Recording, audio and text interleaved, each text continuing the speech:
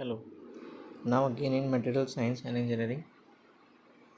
Topic is plastic deformation. Following the elastic deformation, material undergoes a plastic deformation, also characterized by relation between stress and strain at constant strain, rate and temperature. Microscopically, it involves breaking atomic bonds, moving atoms, then restoration of bonds. Stress strain relation here is complex because of atomic plane movement, dislocation moment, and the obstacles they encounter. Crystalline solid deformed by process, slip, and tuning in particular directions. A true stress strain curve is called flow curve as it gives the stress required to causes the material to flow plastically to certain strain. Because of the complexity involved, there have been many stress strain relations proposed. Slip. What is slip? Slip is the prominent mechanism of plastic deformation in metals. It involves sliding of blocks of crystal over one another along definite crystallographic planes called slip planes. In physical words, it is analogous to a deck of cards when it is pushed from one end. Slip occur when shear stress applied exceeded a critical value. During slip, each atom usually moves same integral number of atomic distance along the slip plane, producing a step, but the orientation of the crystal remains the same. Steps observe, observable under microscope as straight lines are tuning. The second important mechanism of plastic deformation is tuning. It results when a portion of crystal takes up an orientation that is related to the orientation of the rest of the united lattice in a definite symmetrical way.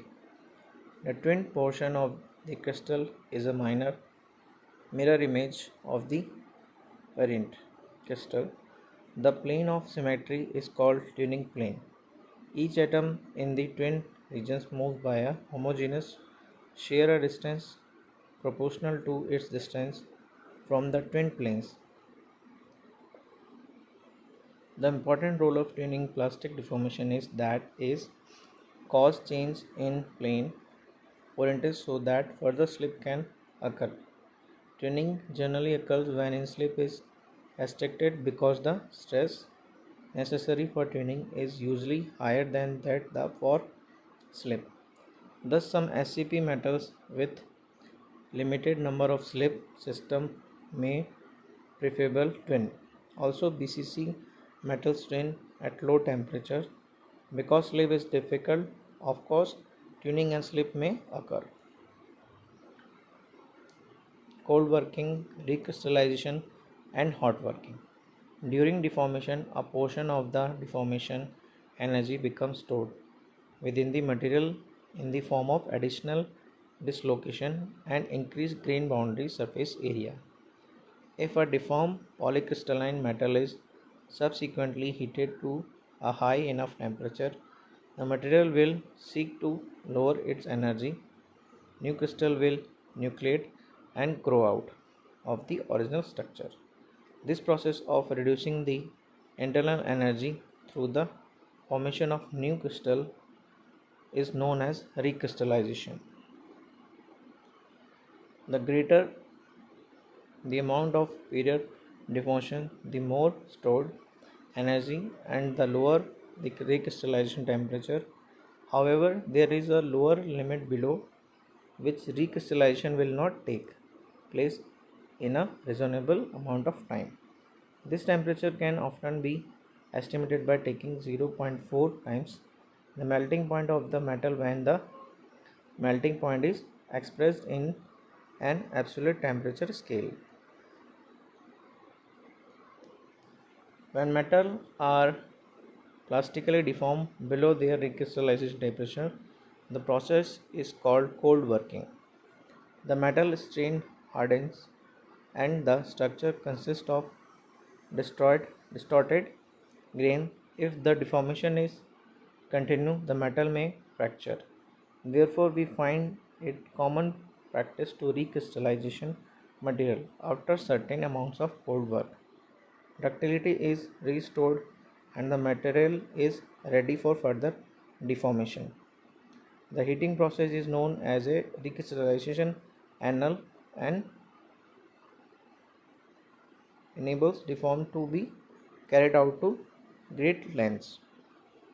If metal are deformed at temperature sufficiently above the recrystallization, the process is known as hot working. Deformation and recrystallization can take place simultaneously and large deformation are possible.